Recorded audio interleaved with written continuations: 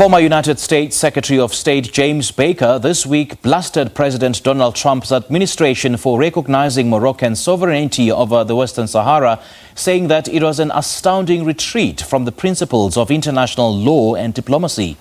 The White House said last week the United States would recognize Morocco's claim over the disputed territory as part of the Arab Kingdom's deal establishing diplomatic ties with Israel.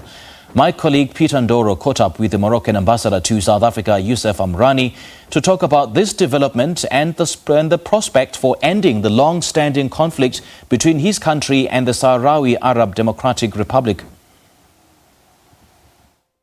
I think the United States, as you have said, has recognized the sovereignty of the entire Moroccan Sahara through a proclamation that was signed by the President of the United States of America. And for us, this proclamation is a major and historical turning point in the handling of this issue internationally. It is a very important step because, and it has been received with great satisfaction by Morocco government and people.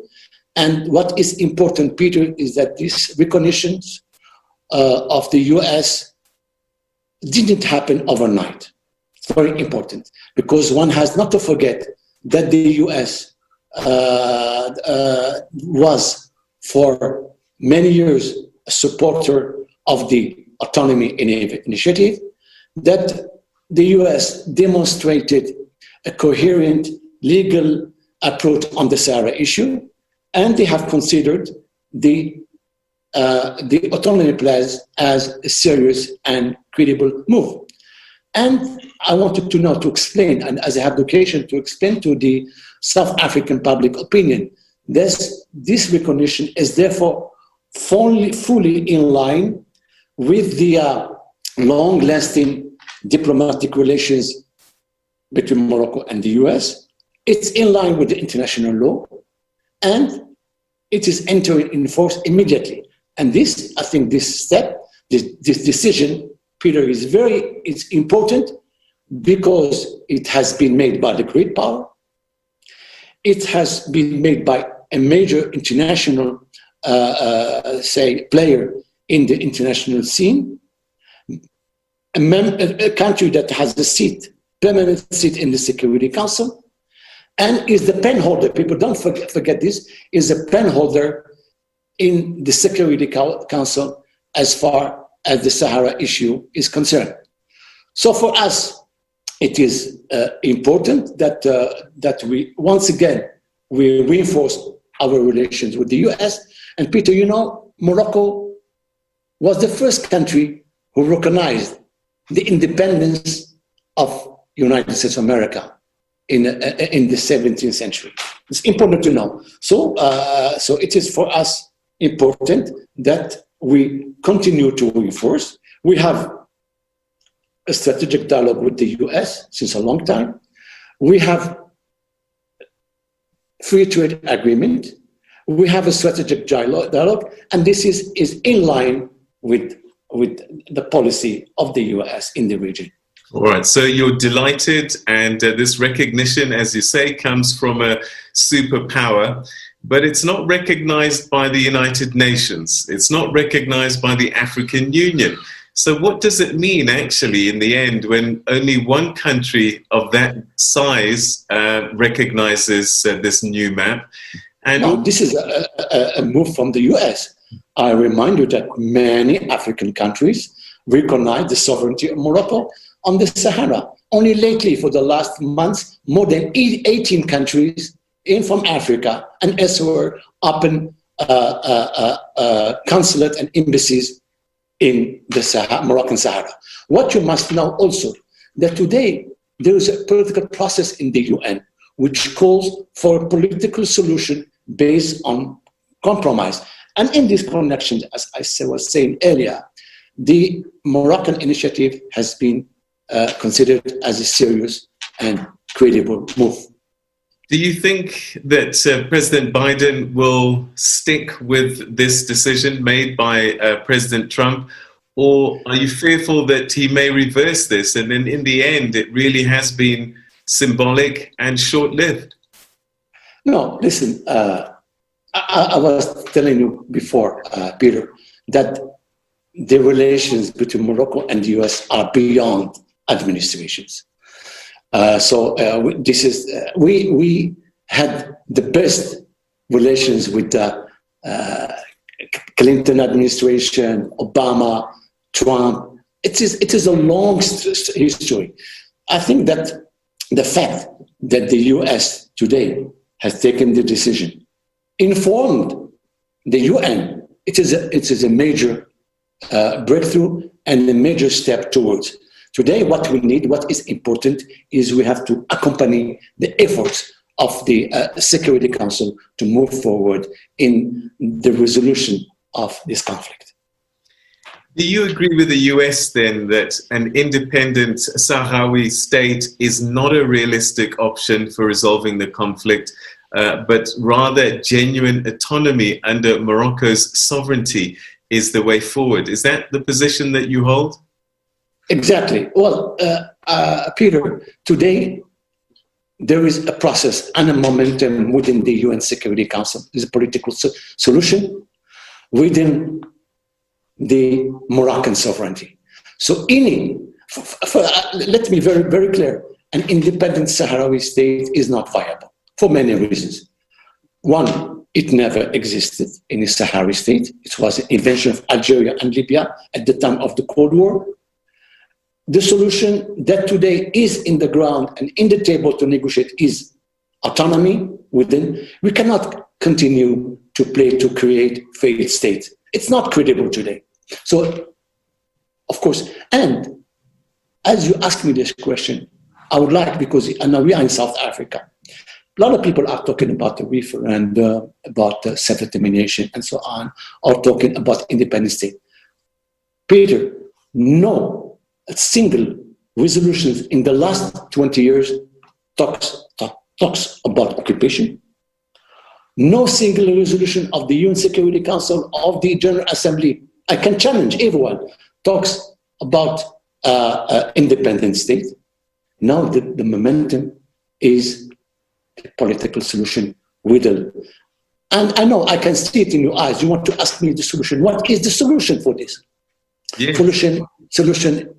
Solution, Peter, is the regional integration, is strong state. We have made a lot of mistakes in Africa. We need to build up strong economies. We need to work together. And as your head of state is saying, Mr. Ramaphosa, we need a strong, audacious, and prosperous Africa.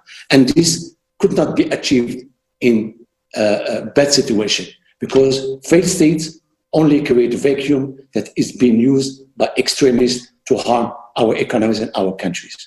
So today, I think the momentum is very clear. The only solution is autonomy under Moroccan sovereignty. We will continue to be committed and engaged in this exclusively led UN political process, very important. And of course, this, what we have presented today, meets the requirement, So people who talk about the referendum, and we must be clear on this issue. The referendum is dead and definitely buried since 2 decades. And the referendum is dead because it was declared by former Secretary General Kofi Annan in his report to the Secretary General. And today we are in this resolution. And that's why I was saying earlier, I challenge anyone to present me a resolution calling for a referendum. What it sounds like is that Morocco is not going to compromise at all with the Sahrawis. No. We have put something on the table as a compromise solution. It has been considered as serious and credible move by the international community. We have organized many meetings at the level of Security Councils, private talks. Today, unfortunately, Polisario and Algeria has broken the ceasefire that was agreed in 1991. So today, Morocco will still engage to compromise, because the parameters of the political solution in the UN, and thank you to mention this name, is credibility, pragmatism, compromise, and durability. This we are engaged and committed to work with all partners. But how can that happen when you're not considering an independent Sahrawi state as part of the equation? Now, the independent state is not in the resolution of the Security Council. It's not in the parameters. They're talking about a political solution. Of course, political solution is not in contradiction with the principles of determination. And also, self-determination is being achieved through negotiation, through compromise, through credibility. There is no. And also, what is also important, I want to stress on it, is we always we forget about the territorial integrity of states. It is very important for us, for everybody. We have to respect the territorial integrity of states. We cannot create fake states. And I will be very sincere and clear. The majority of the population today is living in the Moroccan Sahara. Freely. The major participation in the elections in Morocco was in the Sahara. We have invested a lot. The people are running the country. There is a minority, yes, which is in the Kingdom of camps in Algeria. It's a minority. It is a separatist movement. We recognize this. But the majority is... What do you plan to do with the many thousand refugees that are living beyond the borders of Morocco and Sahrawi Republic? Very simple. Just ask Algeria and Polisario to organize a census of population to know how much are they. They're living in a very bad condition. No freedom of speech, no freedom of movement. They're living in a very bad conditions. Even the European Union lately, only 2 weeks ago, have said that, insisted on the necessity of organizing a census to know how they. The majority are living in Morocco. A lot of people are coming back. No, it is a minority that separatists that today is menacé. It's threatening to take the war. There is no future for war in the region. Future is compromise. Future is regional integration. You talk about, I guess, something that looks like regional autonomy, but not an independent state. How much of that would the Sahrawis enjoy? Is it the whole of Western Sahara, or just the fifth that they are controlling at the moment? Listen, first, Morocco is a multi-dimensional state. We have the Sahrawis in the south. We have the Fessi, we have the Berber, and we are all our lives live together. There is room for everyone in Morocco, as far as we implement democracy, we respect human rights. And this is the solution. And today, the major meetings and the major participation in the elections are from the Moroccan Sahara. So I think today there is room. I will just challenge everyone. Morocco wants to build a bigger regional integration scheme called the Maghreb, Libya, Algeria, Mauritania, and Morocco, and Tunisia also. There is no room. You are succeeding in somehow in the SADC to bring. There is no room for failed state. There is no more for non-credible state. There is room, and together, 5 countries, we could solve the situation in Libya. We could fight the extremists. We could create wealth, prosperity for all the region of the market. We have no choice then work together, then plan together. There is no room today for any failed state. We need strong, democratic states and modern states. All right. You talk about regional cooperation. Yes. You were at war with Mauritania not so long ago over this territory. Algeria continues to be an adversary in solving this conflict. How do you bring all of these players together, particularly when your views perhaps are not aligned? Listen, with Mauritania, we have excellent relations. And lately, only 3 weeks ago, there was a big issue on the border between Mauritania and Morocco because Polisario, some people, Polisario, tried to hamper the free movement of population, of goods, and of trucks between Africa. And we were able to solve this issue peacefully, with not any, of course, the army was there to organize, but we were able, with not a single casualty, to solve this issue, and not people are moving. This is the future. Is put together Africa, the connection between Africa and Europe for business, for goods. There is no, I said again, I'm sorry to say, no room for a failed state. You see, I would like to say that today we have a lot of people, and we're talking today about, I would say, the relaunching of the relation between Morocco and Israel. Why? Is there any connection between these two elements? Because we believe that now is time, momentum for peace. We have failed in this ideological, this outdated ideology. We need to work. Peter, I want to know how many Jews of Moroccan origin are living in Israel today? All right, we're going to talk about that just now. Perhaps just one final question regarding Western Sahara. Help explain to our viewers, because you've described the Sahrawi Arab Democratic Republic as a fictitious state that was created. Our viewers understand what the historical claim Morocco has over Western Sahara. We know that Spain interrupted the history in that region.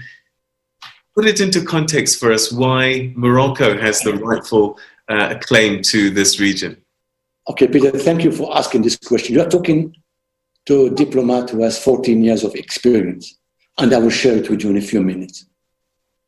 It is Morocco who put this in the agenda of decolonization, the first country. At that time, nobody argued, or in the 60s. 2, Morocco is a leader in the decolonization process. We do 3 dates.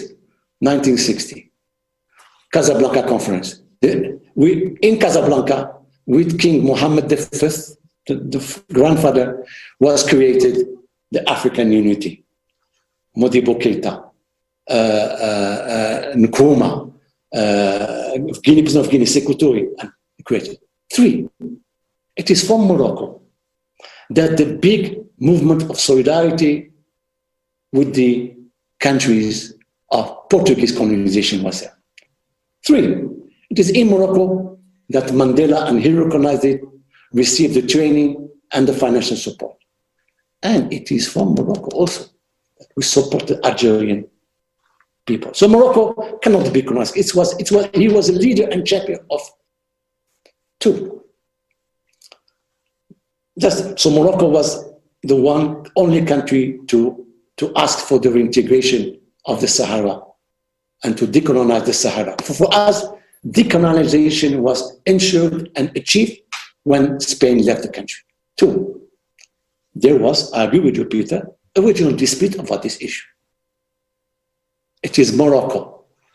And I was in that meeting. I was a very young diplomat in 1981-82 in Nairobi, that King Hassan proposed the organization of a referendum self-determination for the Sahara. And the OAU at that time agreed to organize the referendum. We were negotiating for the referendum, and they didn't agree. We failed because Algeria and Libya imposed the recognition of the so-called Sahrawi Republic in Africa. So we failed. Okay. All right. And then, but now you told me to put you in context, very please. Yeah. And then we went to the UN.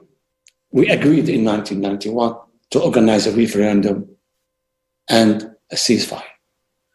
But we could not agree on the census of the population. And that's why we left the UN process of referendum and self-determination and so on towards a political solution. So this is 40 years I am in this fire. So I give you everything. In fact, it is a conflict. It was a conflict at the beginning, Libya, Algeria, Morocco, because of the different vision of the ideologies of the Cold War. And today we have only one country, Algeria, who is still challenging us.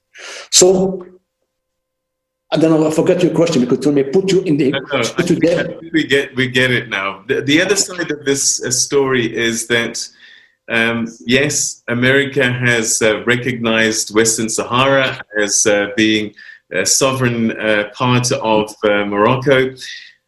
The other side of this was that you are normalizing relations with Israel. Was that the cost of the recognition of this new map? Well, not at all. This didn't happen from one day. It's a long process. First, the position, I want to be clear, of Morocco on the Palestinian issue is clear. Morocco, again, here is a champion for the Palestinian issue.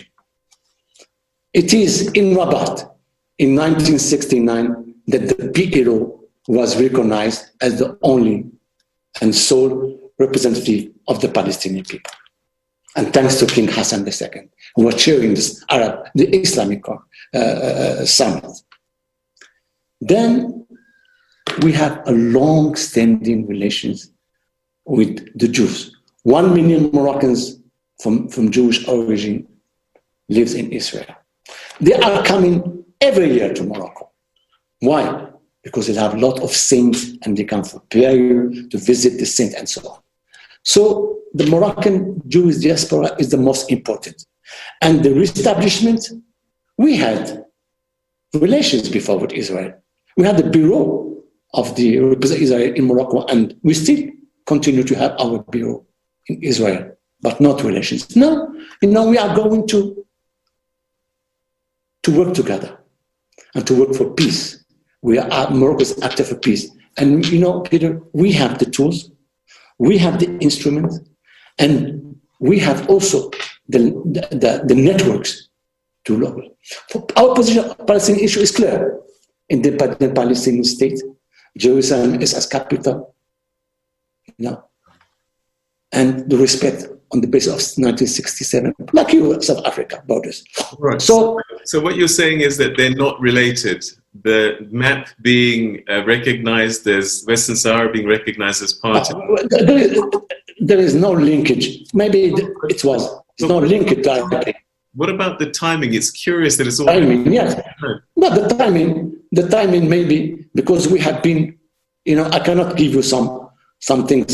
I've been working for a long time on the Middle East peace process. It's a long time, and we have a dialogue, and we play the role between Israelis and Palestinians. It's many secret meetings, and so for us, we have no complex. For us, the most important is to help our brothers and sisters in Palestine to build our independent state. We have lost a lot of time. We cannot continue to see the Palestinian people suffer. If we can play a role for the settlement of you are also South Africa. You have embassy in Israel. You have an Israel embassy here. You are trying to play a role. Let's change the narrative. Let's change the paradigm. Let's work for peace because the Palestinian people are suffering since a long time.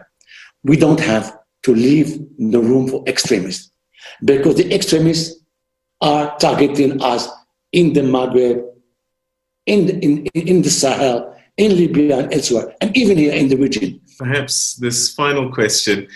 Yes. The Palestinians may not agree with you in terms of you saying that you're fully committed to their cause by establishing diplomatic relations with Israel. And President Trump said, this agreement between Israel and Morocco to have full diplomatic relations, he called it a massive breakthrough for peace in the Middle East. If the Palestinians are not seeing it in the same way, it might be a hindrance, don't you think? I completely agree with you. And that's why the same day, His Majesty talked to President Abbas, and he expressed our vision, how we're going to work. For us, we will deploy all the diplomatic channels and peace tools that we have, I was talking here, to advance a settlement of the Palestinian issue.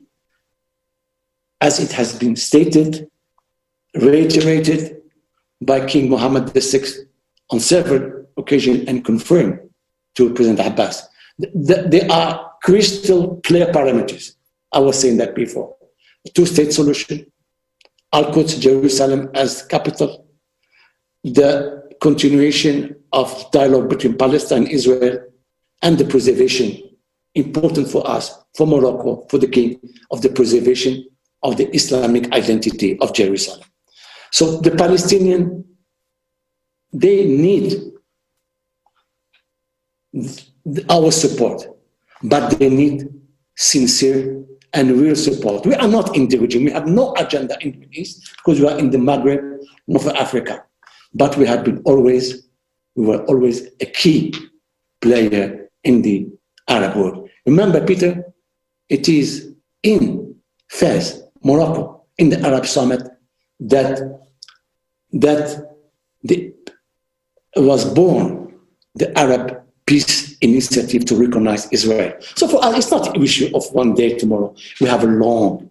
The Moroccan Ambassador to South Africa, thank you so much indeed for joining us on the program today.